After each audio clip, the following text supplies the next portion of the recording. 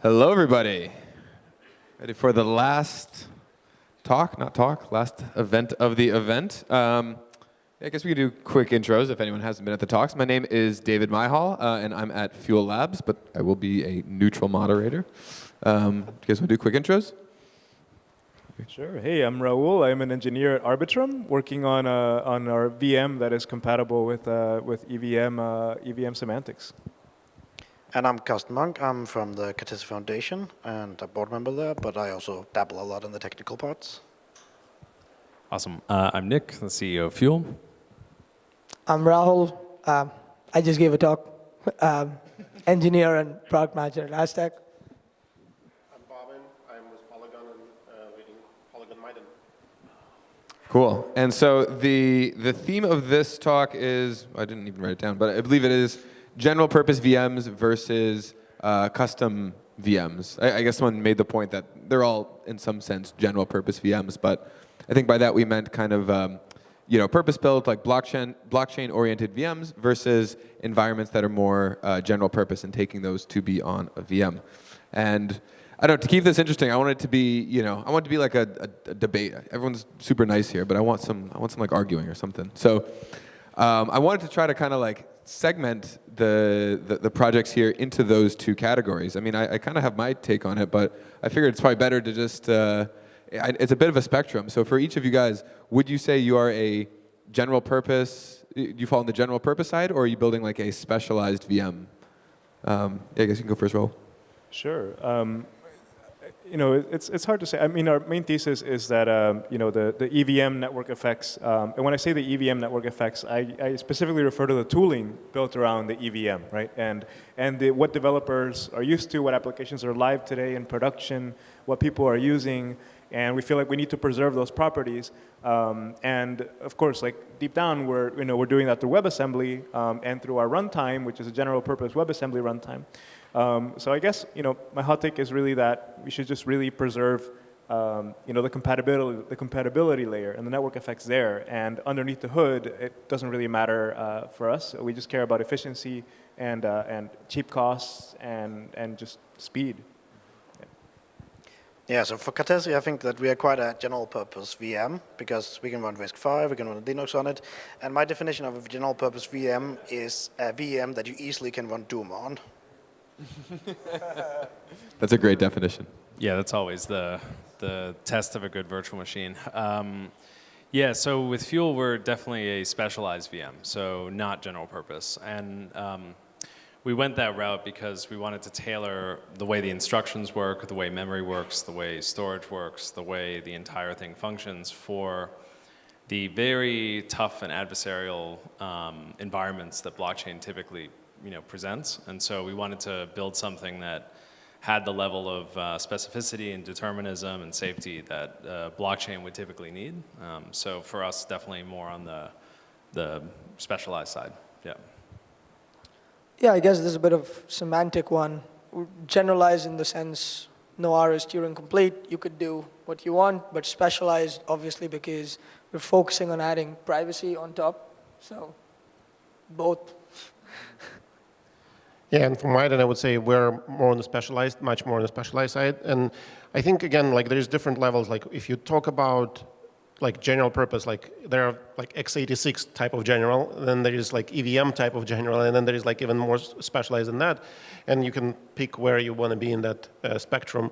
And I think, especially like in the ZK context, it makes sense to build something it makes sense to build something special, especially if you want privacy, because like that doesn't exist in any of the general purpose environments, whether it is EVM or x86 or whatever. Perfect. I think that pretty much matched my mental model of I kind of had like Cartesi at one end, Arbitrum pretty close with being WASM based, and then Miden is kind of closer to the other end, but then like probably Fuel and Aztec being pretty like special built VMs. I think sounds about right. Yep. Cool. Before we kind of unlock that, before we like kind of fully dig into our VMs themselves and kind of the different like trade-offs and decisions you guys have made there, I wanted to like back up a bit and look at kind of how we've reached these architectures. So, obviously the dominant VM across blockchains right now is the EVM. We've been talking all day about kind of a lot of the different problems and challenges, but I'd love to hear quickly, like, what do you guys think is kind of the main challenge that is, holding the EVM back that you think is like best addressed by breaking away? Because obviously there's a ton of network effects there. Like, why do we need to break away from the EVM? See, so at the VM layer, I think we absolutely need to break away into more efficient execution methods. Like one of the biggest drawbacks is that in most implementations of clients today, the EVM is interpreted, right? So it's extremely slow compared to something that is, closer to natively compiled. So like with Wasm, we're able to do just-in-time compilation and get really fast results because it's just that much different when you're running something that's native to your machine than at the EVM layer. Instead, we want to preserve compatibility at the upper layers of the stack, right? Like the applications people are building, how they're deploying them, how they're interacting with them, that needs to stay the same. And can be gradually improved, and we have the ability to customize and do things a little bit differently, but we want to provide that option that compatibility is there, right? So with Stylus, we can do things, we can introduce a lot of fancy things that maybe EVM tooling doesn't have available, but we still support EVM compatibility. So people have the choice, and we think that's what matters for us. And yeah, so we want to innovate at the execution layer, but support and extend the composability layer. Yeah, so from Cartesi's side, like the EVM certainly has its purpose and it's been proven in being absolutely fantastic for blockchains, or to some extent fantastic, and it's something that's there right now for us. But there was a talk earlier today where somebody was saying that like everybody knows Solidity, but this is a very narrow view on a very small sample of people, right? Like there's definitely more people out there that know JavaScript, right? There's people that know Rust, and I think that in terms of kind of like actual developer adoption, like I honestly think that EVM has failed in terms of actually getting developer adoption because there's so many people that wanted to get into blockchain, but they felt that it was like a mountain to climb. Of course, the security and so on, but It's a good hot take. Yeah, I mean, so from my perspective, so I've been building with Ethereum almost since it started. So I think like 2015 or 16 was when I really started to post a lot of stuff. I've been using Solidity since version like 0.6, and I was using Aleth 0, so I don't know if anyone in the room goes way back to Ethereum's beginning, but basically been using everything from Ethereum for a very long time. And I think fundamentally what I felt was all the time was that the Ethereum Foundation pushed off a lot of the tooling work to the community, which ended up highly fragmenting the solutions for just general tooling, and it lacked a lot of cohesiveness. And it took many, many, many years to get to the place that it's at now. And I think it held the ecosystem back significantly in terms of developer adoption, and we missed many, many good years because of it. And so I don't necessarily think that designing languages or tool chains for your VM is the wrong approach. I actually think designing the right tool for the job for the VM is the right approach. It's really great if you can do it. General purpose ISAs or WASM, et cetera, all interesting approaches, and they're really cool. But I think I just felt like in general, the tool chains and the languages and what was available for Ethereum was never really quite there, and it lacked a lot of vision as to how it would all function, which is very unfortunate.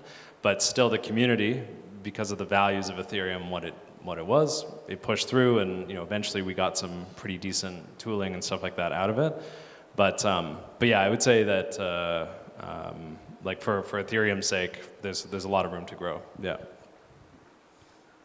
So I think there are like two reasons. Actually, one of them I'll steal from a panel I was with Nick last year, which is over the last 6-7 years, the way we've used blockchains have considerably changed, and new problems have come up, ones that we couldn't have thought about before. MEV, seed phrase, creating and managing accounts, always been hard. Many other problems that we're still talking about, scalability being one of them. So like creating your own custom VM would mean you can finally solve some of these. You can be opinionated about which solutions you want to solve. The second thing is innovation.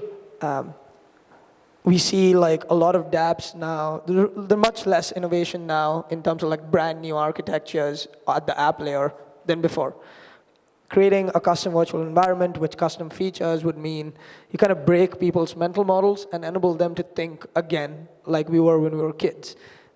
For example, somehow, because everything's public, we've decided you shouldn't do identity. You shouldn't have real-world assets becomes much more problem.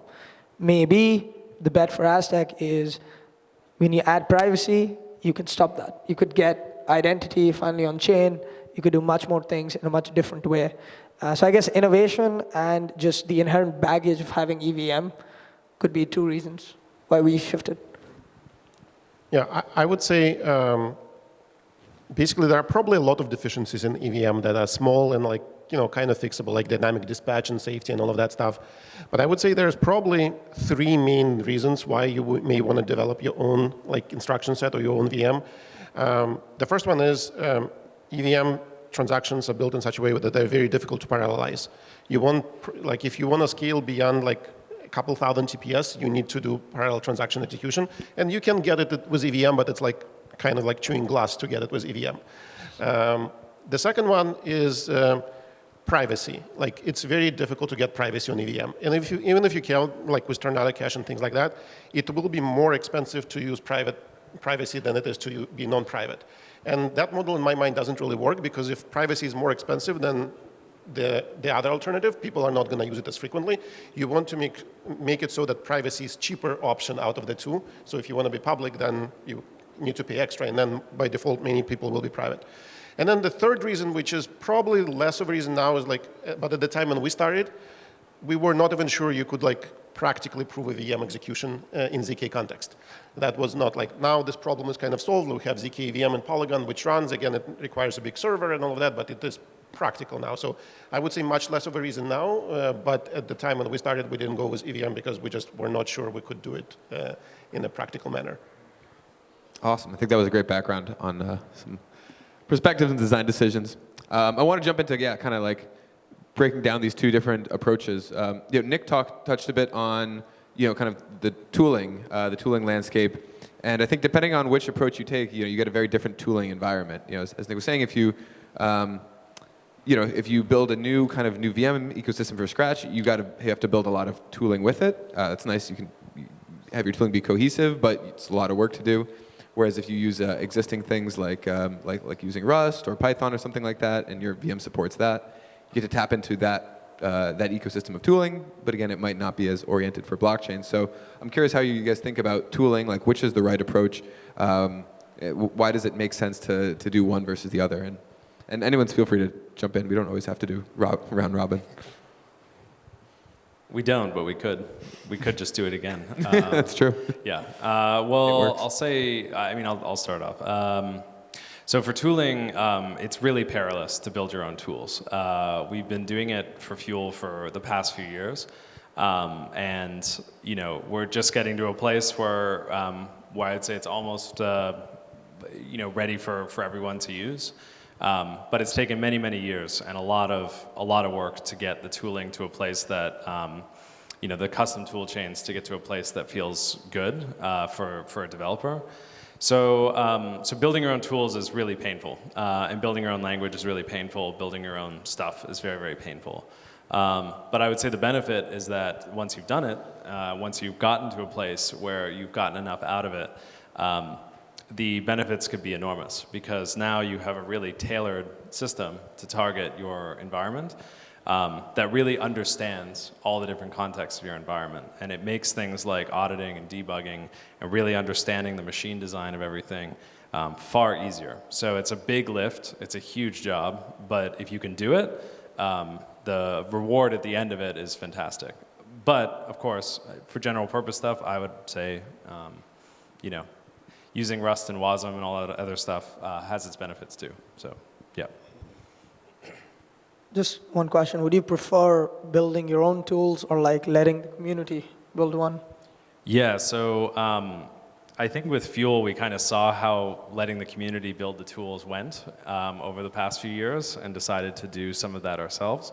But I think we're really just trying to get the tooling started and trying to get it to a place where you can ship really great performant apps on it, and then allowing the community to take that vision and then forward it. It would be maybe a better approach than having the community do everything, because I think that was the big failure with Solidity in a sense, was just like, there was very few people maintaining it, there was very little coherency in the tool chains, and again, I think it really hampered adoption a lot.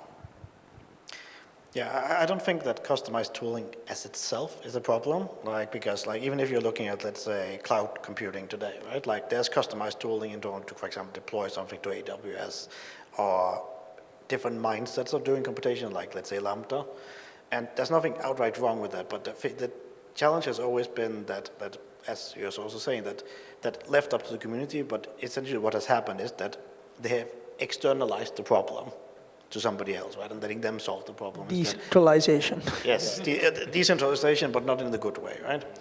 And I think that it's all about kind of like we're nowhere if developers can't use things, but at the same time, there's also a specialization to doing blockchain application. Of course, if you're building something that needs to handle high-value stuff, then of course, similarly to how you would develop, let's say, secure enclaves or something like that for transactions, of course you need something specialized for it, proper tooling and so on.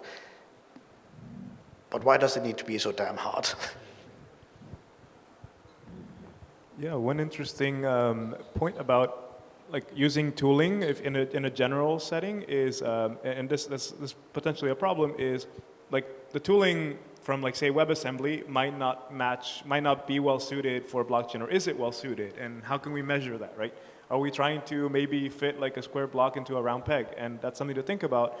However, the WASM ecosystem has evolved so much that it enables things that we didn't think would be even possible. So something that was exciting about using tooling that is very public and used in kind of the Web 2 domain is that recently a developer wrote an NFT that they were able to render with the same exact contract code in the browser because it was written in Rust and compiled to WebAssembly. So we see these interesting things that arise when it seems like maybe the tooling might not match the domain perfectly, but developers find interesting ways of bringing it out to light. However, we do believe that by relying on the massive community and ecosystem that WebAssembly has fostered, we're able to reap a lot of benefits. It's hugely supported by the web standards committees, of course by the different browsers, and we just get all of that for free from building on it. I think in terms of tooling, there is probably a spectrum of things you can choose, right? And different approaches that you can take. One of the conscious decisions that we made for Polygon Miden is that we decided not to build our own language, because while we are our custom VM and things like that, we will build a compiler that will compile from other languages. So we would much rather use Rust or maybe Sway or other languages, and hats off to people who develop their own languages. This is we decided that it's a monumental challenge, and kind of on the spectrum of how much tooling we want to build, we decide we'll go up to the compiler, but not beyond that. But even building the compiler is it's a fairly significant challenge, and all other things you still need to, with EVM approach, you get indexers and block explorers and all of that out of the box, which you probably still need to build for custom things. But yeah, I think you can pick and choose where on that spectrum you are and how much you want to bite off. Absolutely. To push back, I guess I'll first push back on the pro build your own tooling side of in the EVM world we saw we've gone from kind of Truffle to Hard Hat to Foundry, and kind of maybe it's debatable, but I feel like each one of them was a progression above the next. So Nick, you were kind of saying when you leave it up to the community, it gets messy, but does that messiness not ultimately lead to kind of the best experience versus a top-down design? Yeah, I think one thing that when you do your own tool chains and you do your own stuff, the issue becomes then you look at other communities and they might have advanced certain features that you just haven't even thought of yet. That's just a good idea, but you haven't even gotten to it. I think community development with the right setup can work for certain settings. Foundry, I think works really well because Georgios really set up how committing to Foundry works really well. But it's very hard to do in a community setting versus doing it by a single organization. And I would say that there's pros and cons to both, so you're not going to get everything. It's just like physics, But I think what you do get is when a single org at least starts it off, right? Maybe doesn't always do it, but just starts it off. They can at least make all of the experience coherent of developing with the system, all the way down from the language, every tool down to the language, down to the VM. And I think that kind of customizability is and control is very, very important for developers to feel like they can really get all the power out of your system, versus like just using all kinds of general purpose tooling that wasn't really designed for that job and trying to make it feel normal when and everyone knows it's not. It's definitely not what it was designed for. So that's the way I would approach it. I guess I'd push back slightly on some of the small things, which is like, when you're starting with a custom blockchain, etc., you have to create your own tooling from scratch, right, as the founding team for the blockchain network. But there's a very small line, like you could either make it completely like monolithic and have everyone has to use that, and eventually once the network is stable, you hope that community picks up and there's some smart people who can do it. I think the route we're taking is like modularization, not just because it's a buzzword in blockchains, but turns out it's just good in computer science, in the sense that you have this smart contract framework, you can build it into multiple different libraries, and people can use this one library, and then they hate your implementation of the other library, like your storage implementation, and they can just write that and swap in and swap out kind of thing is the route that we're planning to take there. To kind of flip things around to the other side, if you're using general purpose tooling and maybe general purpose languages as well, do you guys see there being any issues with security, given that these languages and the tooling and things are often not made for blockchains, economic systems? Usually they're made to run like web servers and stuff like that. Is there any risk involved in using general purpose like non-chain tools? I think there's always a risk to using any kind of source stuff. Is there anybody here who's actually checking the checksum of the Solidity compiler when you actually download it? Right? That's a problem here. That's a problem that, why aren't we already doing reproducible builds of our tools in this ecosystem, right? Because we explicitly trust the Solidity team. Of course, there's a GPT signature or something like that, but why can't we go in and see on the actual blockchain that there's let's say, an undisputed computation about that this Solidity code was built into it? I mean, with something like general purpose virtual machine, you can already now compile a Rust binary and get the exact same thing out. You can build a Docker container, you can build Solidity for it, so why aren't we doing those kind of things right now? It's all about supply chain, and if there's anything we should know about in crypto, is about the supply chain, because we get hacked all the freaking time through the NPM packages. We chose WebAssembly because it's being battle tested in possibly the most adversarial environment comparable to crypto, which is web browsers and the internet. So standards committees and the different browser engines have put in a lot of thought, and companies are using WebAssembly in production in the browser today. So we leverage all of that. And because we only need the deterministic part of the WASM specification, we're able to constrain that even more. But agreed here that there's always risk, of course, especially when the domain can be a little bit different than blockchain from where this tooling comes from. Nonetheless, we chose technology that is being used in production outside of our own creation. I guess one question too for the WebAssembly side regarding security is if with WebAssembly and general purpose languages, one really nice thing is it lets you bring in external dependencies. But do you guys see that as well as what's the security properties of that? How do we make sure that if developers are pulling in crypto libraries and stuff, that it's still running as securely on chain as like a crypto native tool chain? We can't stop bugs in crypto libraries, of course, but yes, I mean, you can use things that are already heavily audited and heavily used. So as an example is, we deployed the BLST, which is a popular BLS signature verification library that actually Ethereum uses in production, and it's been heavily scrutinized, and it's, although it's written in C, for maximum performance, it has so many eyes on it, it has so many people trying it out. So it's also about educating developers on what to do, what not to do. Don't roll your own crypto, for example. But of course, if bugs come from those crypto libraries and they deploy them on chain, we can't stop those bugs. And I would say you probably don't want to limit. I mean, if you limit it too much, it stifles innovation in ways like you want to allow people to bring in new signature schemes or new hash functions or whatnot, because it allows.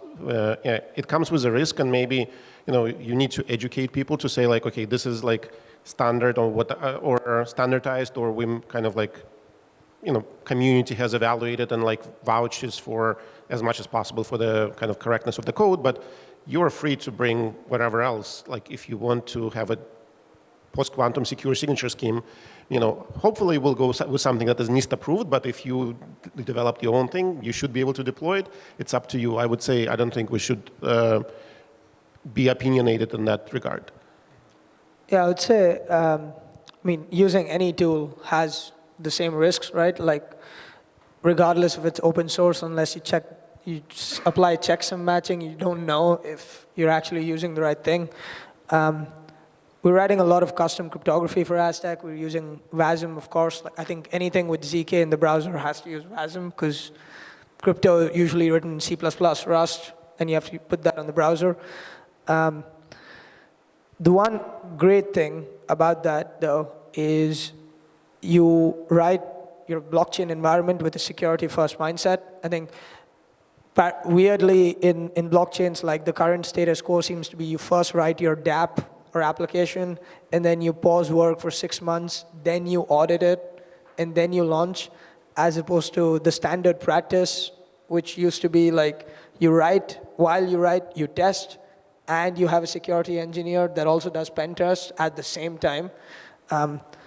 So I think that's like the continuous like CI/CD kind of pipeline. The continuous pipeline of testing is way more important, because sometimes you just can't do anything, right? Like our founder came up with Munk a few years back that is just custom. A lot of ZK rollups are using that.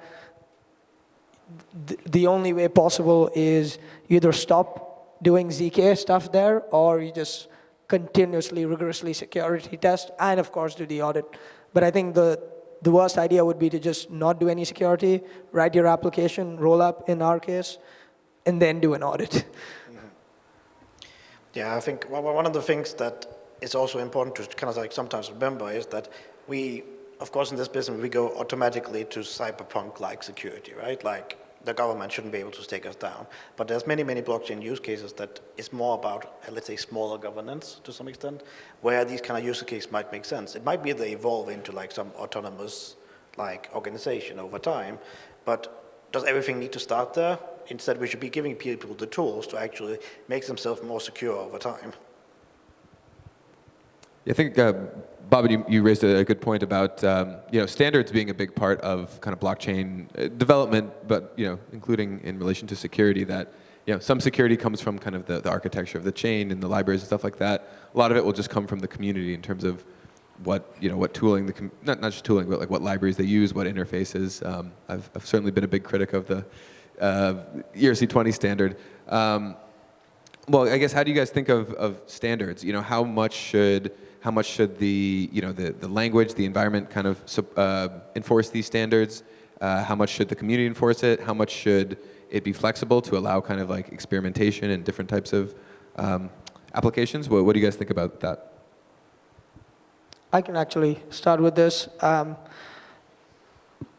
This is just sort of like a minimalistic approach, but like I think enshrining the least amount of things seems to be the way to go forward.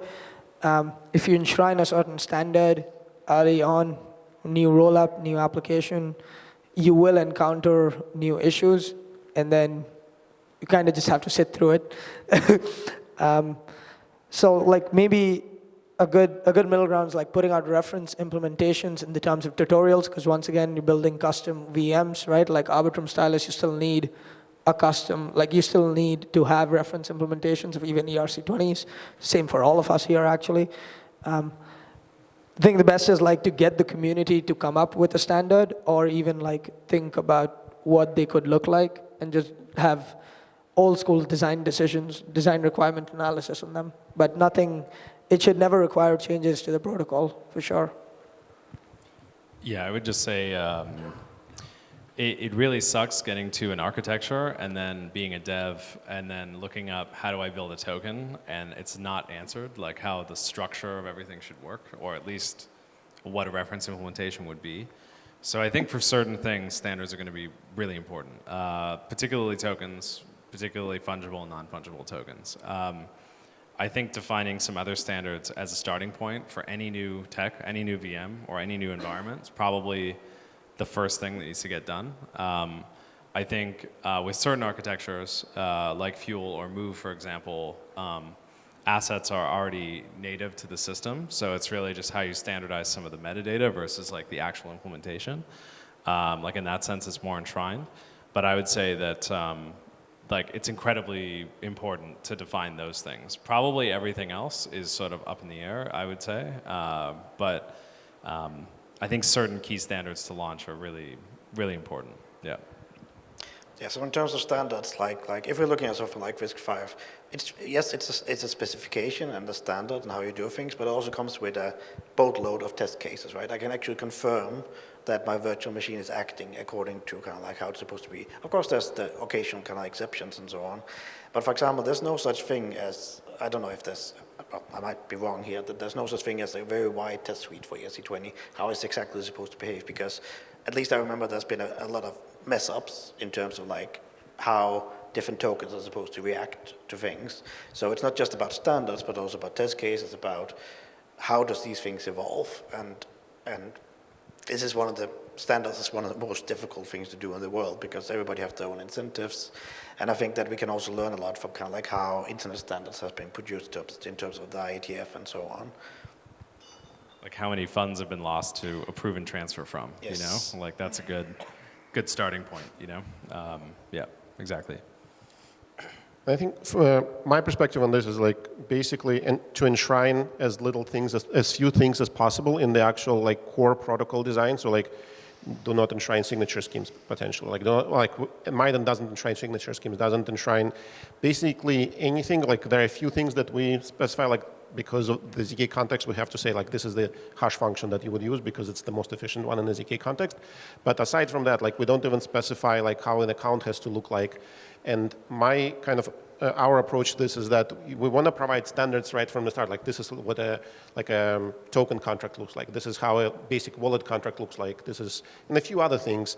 But then we'll provide a default signature scheme that you can use, but you can bring your own. But basically, you come up with the standards, but you should not be, or you should be able to like change the standards without breaking underlying or have to change the underlying protocol. So like if you want a different token standard that's still interoperable, like hopefully with the previous, like you have to define some things, but as fewer things you have to fix, the better it is. Like, that's our kind of approach.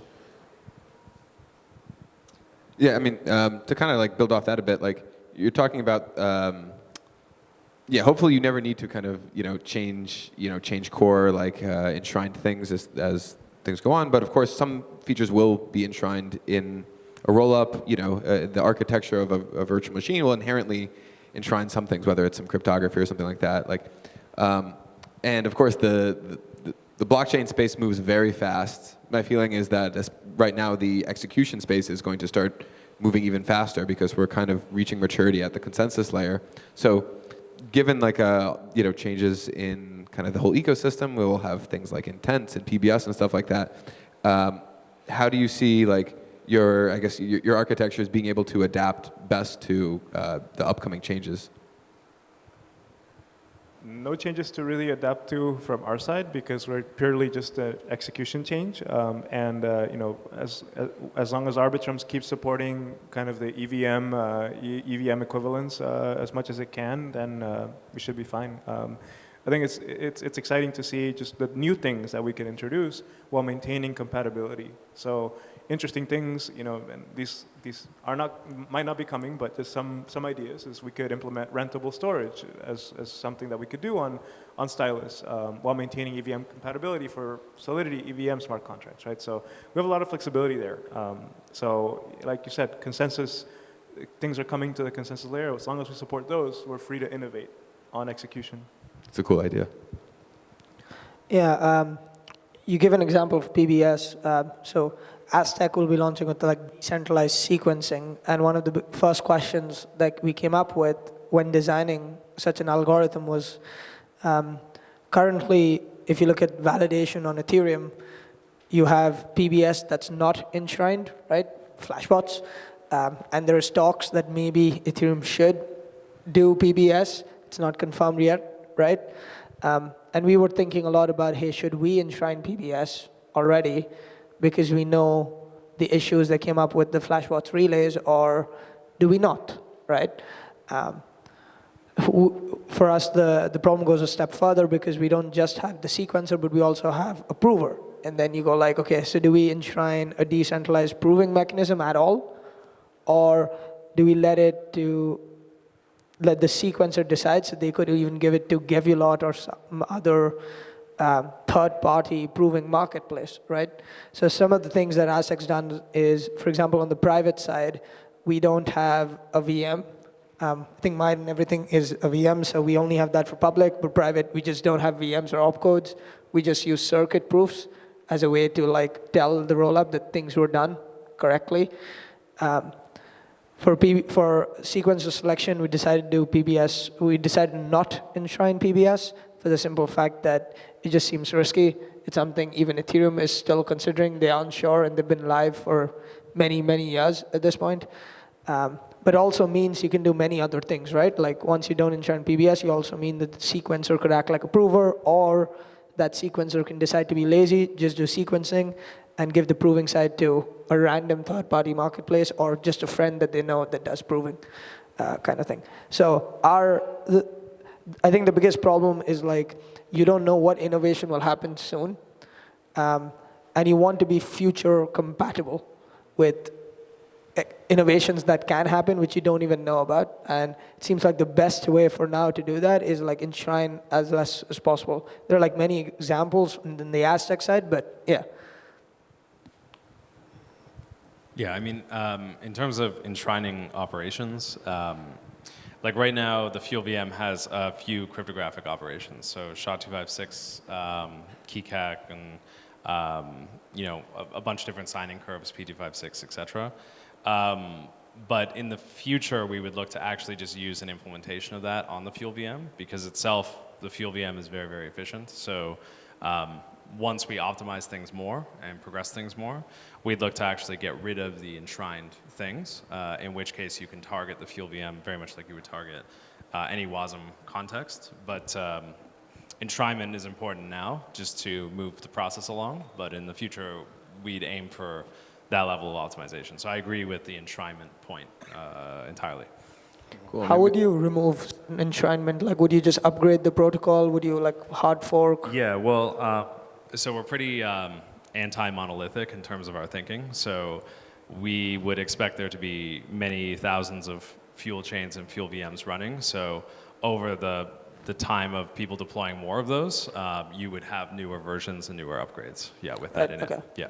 So just to follow up on that, but open for everyone, like when do you think is a good time to enshrine something? A lot of you guys have said like, well, you don't want to enshrine things because you want to be open to seeing the ecosystem evolve and figuring out the right way to do things. But I mean, a lot of you, maybe not all of you, would say at some point like it makes sense to enshrine something. Like most VMs have like crypto enshrined because it gives you some performance. Like, so when does it make sense, or does it ever make sense to like enshrine features like that? So I think from a general purpose point of view, like if you're looking at it just from completely, let's say, how, let's say, different features kind of made it into CPUs over the years in terms of, let's say, SHA-56, 256 acceleration or AES encoding, so on. It's when it becomes standardized enough and stable enough to actually make sense.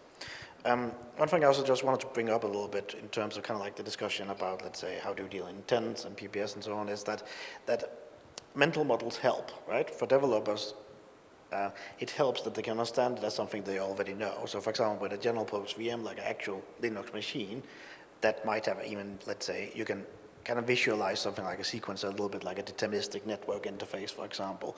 It makes it easier for you to reason how these new technologies will affect your thing.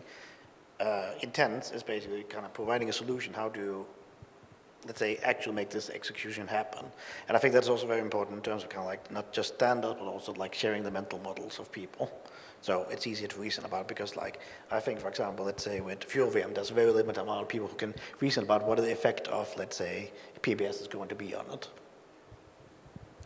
I would say, like, you probably, so there's like a difference between enshrining and optimizing for something. So enshrining in my mind is like basically this is the only way to do these things.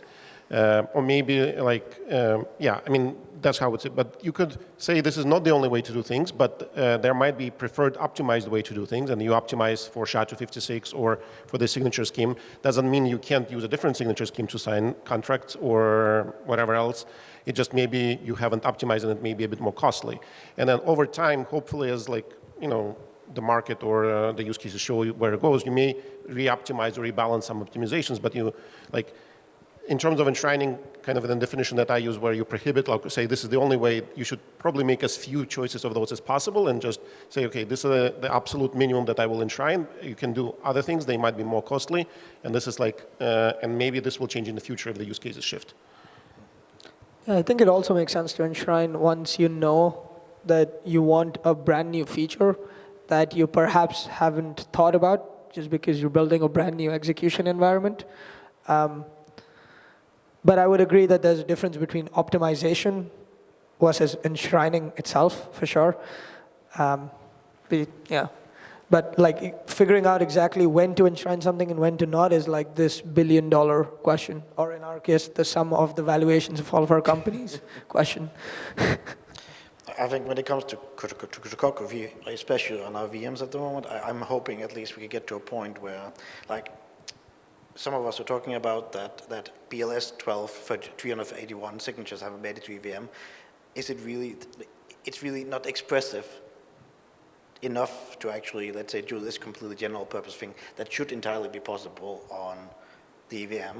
So at least the benefit we have with our languages and our new virtual machines is that we can actually go ahead and add these new features that we actually need for our things and end up a standardization where it might eventually be a standardized feature. Yeah, I think it was Cartesi, right? That's not really enshrining fees at the moment. Like enshrining fees is something that, at least to me, and this is just my personal opinion, seems like such a complex problem. Like how do you even know which opcode should be priced at what point? I mean, you could do benchmarks in theory, but you still don't know in what creative ways, I was going to say weird, but I'm using the word creative, ways people will use certain things. But I think fees would be a good example, right? Maybe you start off as completely non-enshrined, and over time you'd realize, Ethereum has done it, right? Where they reduced the price of call data like 3 times in the last 7-8 years or something. Increase the price of storage. Yes, increase the price of storage as well, kind of thing. But yeah. There's another reason why enshrining is a thing, and I think it's different in the world of rollups compared to consensus protocols such as Ethereum. In Ethereum thinks about enshrining things sometimes to fix problems of incentives. So with proposer-builder separation and what happens with MEV, there's this concept of a relay that's, you know, kind of the semi-trusted entity that can censor, create a lot of problems, and, you know, we kind of have to deal with it today.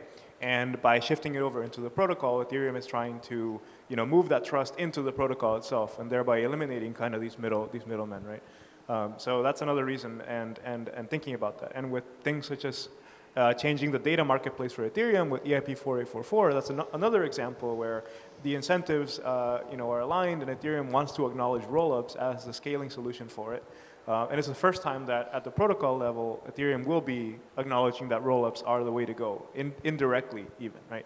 But it's a way of shifting away, you know, that off-chain incentive or those separate models into the protocol itself to solve a specific problem. Awesome. I want to ask about like interoperability, because, you know, we're building all these VMs. We've had so many different VMs talk today, but, you know, we all kind of want to exist within this this shared ecosystem, this shared economy. So, you know, interoperability is really important between different applications, between different chains. How do you guys think of interoperability, and what is the best way for a VM to ensure that you know, it can be interoperable if it needs it? I guess there's probably the case that interoperability doesn't matter, but I'm curious how you guys think of it. Yeah, well, happy to start.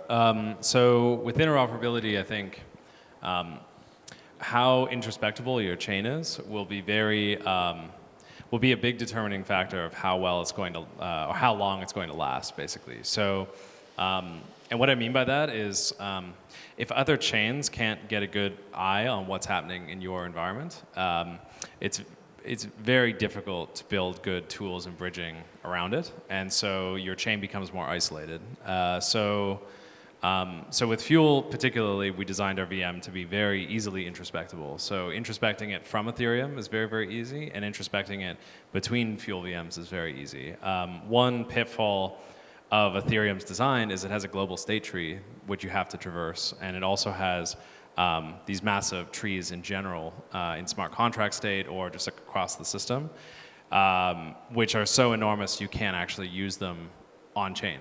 They're really horrible. And you can't even use them on-chain even with something like Arbitrum Stylus because it's too much data. It's just like way too much data to pay for. Like doing one proof would be like the cost of deploying a smart contract or something. So, so basically designing for introspection I think is really, really important. From the optimistic side, it's really just that everything is derivable on our side from the block headers, and so it's really, really easy to take a look at what's happened on the chain. But I think, you know, if Fuel did a ZK version, it would probably all be ZK related in terms of how you would do like shared introspection. But I could leave it to the ZK people to talk about that. So yeah. That's a great setup. ZK people. So at Polygon, we actually have like this kind of holistic take on interoperability, because what we're trying to do is have many L2s come together into single like interop layer. So like interop layer is a part of like Polygon itself. So like Miden is going to plug it into interop layer. The KVM is going to be part of interop layer. You know, other chains that you know, either within Polygon or from even outside can plug it into interop layer. It does have to be a ZK-based chain, because like the interop layer, one of the tasks is, for example, aggregate the proofs from all the chains, prove it recursively, and just push one proof to Ethereum. So you kind of amortize the verification cost across many chains.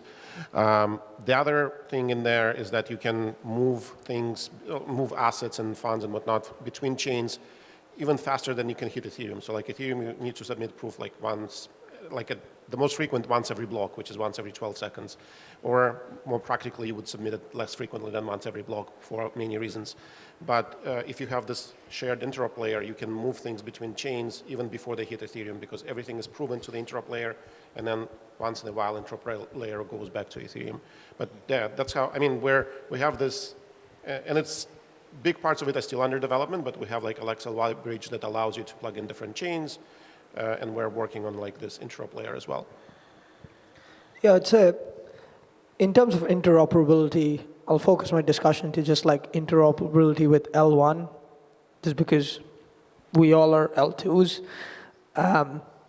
It's like so far what we've seen with rollups is they have this bridge that is like supposedly trustlessly bridging assets into layer 2, but that's where the interoperability seems to end. Like if you ever want to use, you see liquidity fragmentation, because you see app devs literally having to redeploy everything all the way and then having to bridge all the funds and hoping to God that liquidity is enough for you to do your operations.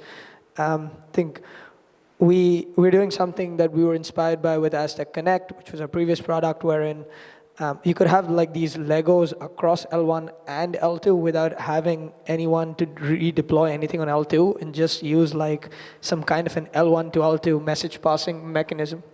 But as far as interoperability across other chains go, I think I was at a talk maybe 1 to 2 years back when ZK was just catching on, and people were talking about how the great thing about ZK is you could have these ZK light clients kind of thing, wherein finally you're not constrained by if a chain has light clients or not, as long as it is ZK provable. You don't need to do any kinds of sort of verification checks. You just create a ZK proof, and that's kind of like a light client at a high level. In theory, that should, although I personally haven't seen that play out in production yet, but in theory, that should mean you can finally have better systems of shared sequencing and everything else. Yeah, I completely agree that kind of like light clients is the way forward to kind of prove machines to each other. But the thing about light clients and virtual machines talking to each other is that it's only between serious people, right? And APIs and interoperability, humans are horrible at developing these kind of things. And if we have, let's say, 1 billion app chains out there with different kind of things, I would personally vote for that whatever interface that we're making between these protocols, we let the AIs take care of it. Awesome. I know we're getting towards the end. Do we want to do questions? Does anyone have questions? Otherwise, I got one more to go. Anything? No? Okay. All right. So yeah, to kind of wrap things up, I want to know how you guys think. We all want to bring in new developers into the space. We've touched a bit on kind of how developers might perceive the EVM. So a lot of us are coming from the EVM world, but for like an outside developer who's new to crypto, new to blockchain, like how do you guys think they would perceive your project, and why do you think it makes that your architecture, your language, whatever, makes the most sense for a new project coming into the space? The incremental nature is really nice, like showcasing people that, hey, deploy this, you wrote some Rust code that does this, let's deploy it, and you can actually interact with it. And thinking of the chain as kind of this backend where you can deploy your application, and gradually expose them that, like, hey, actually, this is on a blockchain, and you have access to a rich environment of composable APIs. So you can actually call like an AMM, and you can do interesting things. So showcasing to people like incrementally really what they can do is very special, and in existing languages that they're familiar with and speaking a language that they're familiar with is our approach. Yeah, so I mostly agree, but I think that one of the magical things about the internet was the point where we could sit down with Notepad, we could write something horrible in PHP, and actually start using it and uploading it to a server somewhere. And I think that we need to get back to that playfulness of blockchain. Of course, there's security, and you need to train people to do things right, and can I help those kind of things? That's the level of ease we need to get back to. But is Solidity not the PHP of blockchain languages? Sorry? Is Solidity not the PHP of blockchain languages, though? No, PHP is worse. Probably true. So like COBOL. Yeah, so I used to build stuff with PHP a long time ago. PHP was my first language. Yeah. I do love PHP. Long time ago. I guess the way we think about the language experience is that we could fund development of an LLVM compilation strategy to the Fuel VM and support Rust and C or whatever. We can do that, but we chose not to do that because a lot of those languages didn't feel right when you use them. So if you use C or Rust to target a blockchain, sorry, Arbitrum, but I really, really don't like it. It feels very wrong. It feels wrong because the construction of the compiler and the language is not necessarily something that was designed to target this particular kind of environment. Now, you can do it, and we are doing it, and that will happen. But instead, what we wanted to do was take the best parts of what we liked about Solidity and what we liked about blockchain programming, but also take the best parts of Rust, too, which we thought was really well organized, and combine that into a single language. So our whole sort of approach to someone is that if you're learning blockchain, learning Sway is like a good gateway to Rust, and if you know Solidity, then Sway is a good gateway to Rust. But if you know Rust, then this is very familiar for you. So in a sense, trying to bring people a little closer. And in some senses, I think the Rust syntax is very familiar. So I know that a lot of other teams are using it, like Noir and Aztec. But that's how we think about it. Yeah, I would say, so something that I only learned after starting my career in ZK space is, even though a huge portion of ZK developments is clearly for blockchains, there is a very small overlap between people who work in ZK and the people who are blockchain devs. One of the easy lifts that we're planning to do is, so it turns out it's very, very expensive even today to actually verify a ZK proof on Ethereum. And like one of our ideas is, what if you could use Aztec smart contract language, which internally is actually just a ZK circuit, right? And that way you can onboard a lot of the ZK devs, and that way you can also onboard many people into ZK, which today can't because of how hard it is to write a circuit. I mean, it's actually insane. I have only written one or two, and I don't want to write any more because of how hard it is. But I think on the other hand, it's easy to say that, hey, look, I want Rust to be my smart contract language because almost every dev compared, almost like a huge portion of software engineers know Rust. But at the end, when you try to put it for blockchain use, you end up creating your own like libraries and macros, right? That might be Rust, but when you read it, it's just basically your own framework. It might as well be your own language, at which point, to what Nick said, might as well design your own language. There's a small pushback here in that, like there's a difference between like forcing people to use like a domain-specific language, to write smart contracts for your application, compared to having a framework that is kind of community built and anyone can build different frameworks, right? So we provide an SDK, kind of like a lot of famous JavaScript SDKs back in the heyday when you would see new JavaScript frameworks like every day. And those are developed by the community, by people, and you don't need to use it, right? Like we're not forcing people to kind of use that DSL. Instead, we provide it, but the actual API is very low level. People can come up with better, more ergonomic approaches. Yeah, absolutely. Plus, like doing that would also mean people can use standard libraries. So I think the key to attracting, or two keys to attracting like developers is there are two things, and they're kind of in tension with each other. The first thing is you want people to use familiar tools. Nobody likes to learn new things. And the second thing is you want people to have fewer possibilities to shoot themselves in the foot. Like if you can provide something familiar that is also very secure and robust and reduces the possibility of bugs, that would be the ideal thing. But unfortunately, those are frequently in tension with each other. You can't do that. So you need to pick somewhere in the spectrum. You need to, okay, we're going to build like super safe language, but then it's not necessarily very familiar, or maybe it's not as familiar as something else.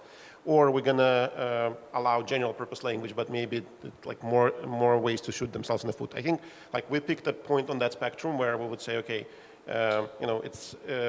we're going to go for multiple languages, and we're going to try to ensure safety at the kind of VM level, and you should be able to compile from Rust. And maybe it's somewhat familiar. Notice, like you still need to have a framework and all of that stuff, but maybe it's somewhat familiar, and maybe it's a bit more safer than some other approaches. But like it's kind of like in the middle. But I don't know if there is a right answer. Like people need both, and there is no it's going to evolve over time where you get to a point where you have something that is both, but like it's difficult to get there right now.